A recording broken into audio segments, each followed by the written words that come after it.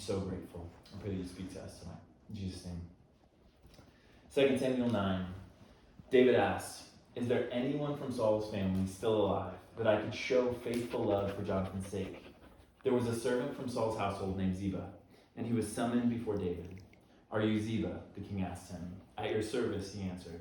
And the king asked, "Is there anyone left from Saul's family that I could show God's kindness to?" "Yes," Ziba said to the king, "one of Jonathan's sons whose feet are crippled."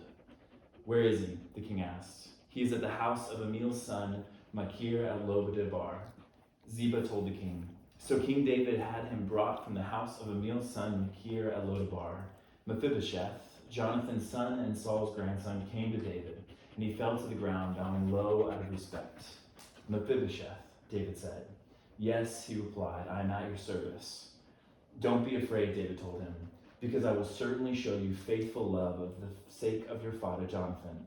I will restore to you all the fields of your grandfather Saul, and you will eat at my table always." Mephibosheth bowed low out of respect and said, "Who am I, your servant, that you should care about a dead dog like me?" Then David summoned Saul's servant Ziba and said to him, "I have given your master's grandson everything belonging to Saul and his family. You will work the land for him, you, your sons, and your servants, and you will bring food into your master's house for them to eat. But Mephibosheth, your grandson, your master's grandson, will always be at my table." Then Ziba said to the king, "Your servant will do whatever my master the king commands." So Mephibosheth ate at David's table like one of the king's own sons. Mephibosheth had a young son named Micah. All who lived in Ziba's household became Mephibosheth's servants. Mephibosheth lived in Jerusalem because he always ate at the king's table. He was crippled in both feet. This is the word of the Lord. I think after reading this story, I want us for a few minutes to think about that question: what is the gospel? Obviously, this is a prompt for the sermon because I'm not in seminary, and this is an assignment. I don't exactly have an audience, so here we are in my living room asking that very question. And I know as I read it, I didn't want you all to be thinking of only that question. I want the Holy Spirit to speak into it the way that he desired to speak into it. But even still, I think by jumping into this very short sermon in our very short time together, I think it's fair to say, without even giving a definition, whether we would agree on a definition or not, that we can feel the gospel in this story.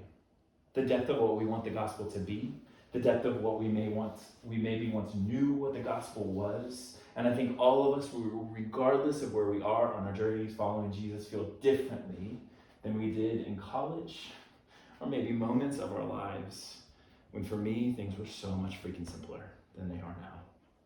And when I think of the question, what is the gospel, and then I read the story, I feel it so deeply. I feel a longing for the gospel to actually be good news. Not just some scare tactic to make us live good lives, but I want the gospel to actually come between myself and God and heal.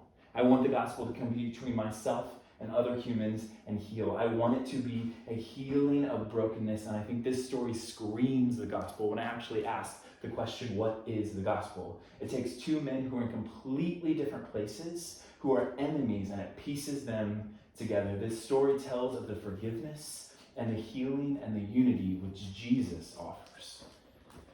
And so I ask the question, what is the gospel? And from the best of my understanding, I would say the gospel is twofold.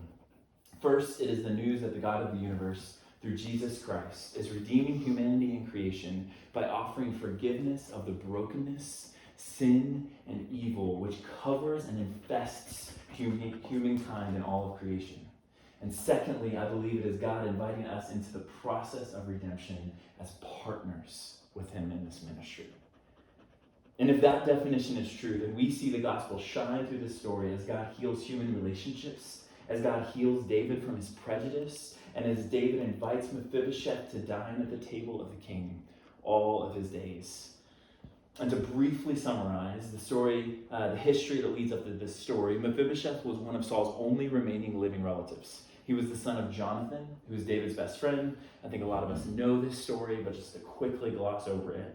2 Samuel 4 tells us that Mephibosheth was crippled when he was 5, when he was attempting to flee Israel after Saul and Jonathan were killed in combat.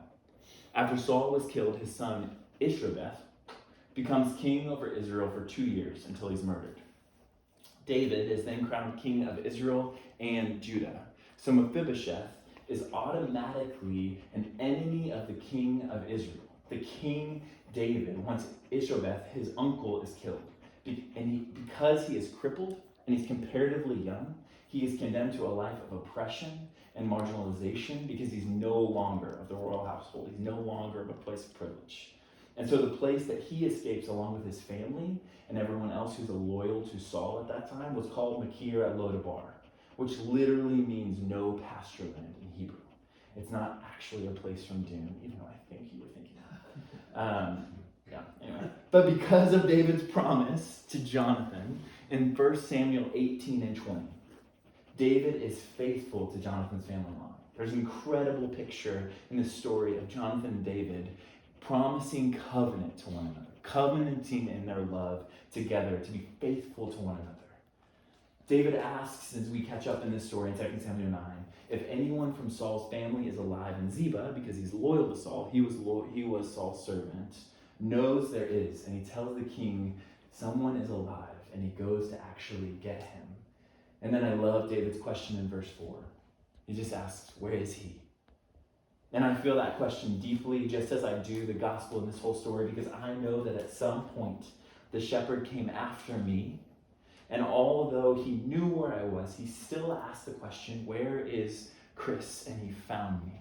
And I'm deeply, deeply, deeply thankful. But to be really truthful with you all right now, and in this video, and anyone else who would hear this, I think over the last couple of years, sometimes I still think that Jesus is asking that question about me. Where is he? And on my best days, I absolutely answer. But on some days, I totally hide. And honestly, it may be on those days of hiding that the gospel rings the truest. And so Ziba goes to get Mephibosheth. And I can imagine Mephibosheth's fear as Ziba rolls into Madeira Lodabar, and he says that David, the king, wants to see you. And surely he thought he would be condemned to death. However, that is absolutely not what happens. Instead, Mephibosheth is invited in, and through mercy and kindness, he is given the undeserved gift of everything that belonged to his grandfather and a seat at the table of the king for the rest of his days. And I think it's hard for us to imagine the shock or the scandal or the unbelief that Mephibosheth must have felt as David addresses him by name when he walks in. Not as enemy, not as disabled person, not as son or grandson of my enemy, but he looks at him and he says, Mephibosheth. And Eugene Peterson points out that that is to cement his identity as a human first before anything else. Mephibosheth addresses himself as a dead dog in verse 8. There is nothing. Mephibosheth believes that he deserves the grace and the gift that David is offering him. There's absolutely nothing. But even still, God moves in David to give life and forgiveness to Mephibosheth. And I think it's really important at this point to be clear. We do not need to see David as Christ in this story, because he's really not. He is used in a Christ-like way, but only because the work of God has been done in him first. He is murdered and he's been unfaithful to God already in the biblical narrative, and it will get worse as it goes on. But we see David's kindness toward Mephibosheth as an act of gospel and healing inside of David as well.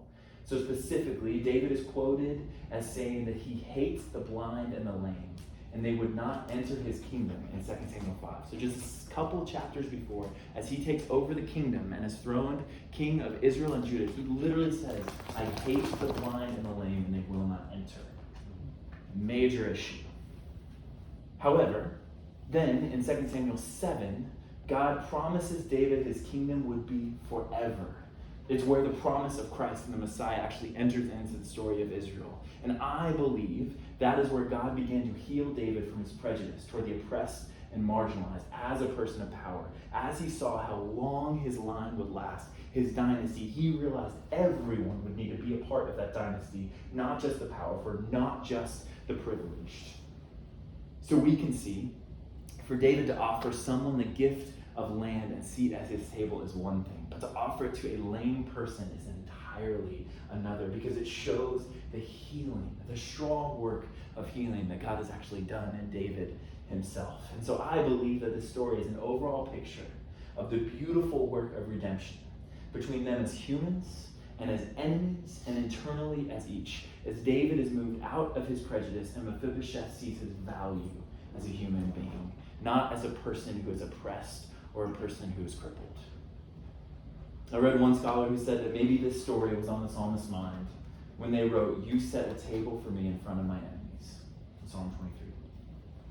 And so as we let the gospel of Jesus, through the story of David and Mephibosheth, rest on us tonight, my prayer for myself and all of us would be to wonder at the gospel of Jesus again. What was the moment that you or me, like Mephibosheth, got to your knees, truly believing that you are a dead dog? And then you realized that you were not to be put to death.